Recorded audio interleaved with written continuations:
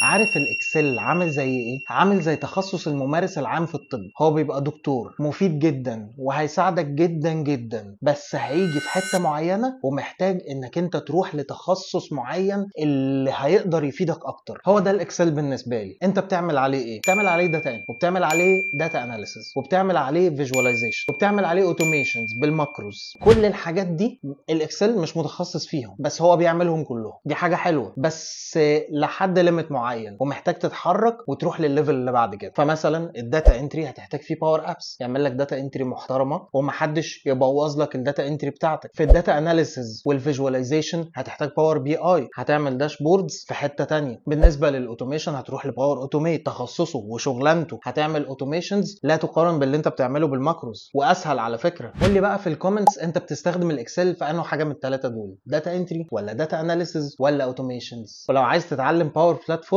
عرفني في الكومنتس وهقول لك تعمل ايه.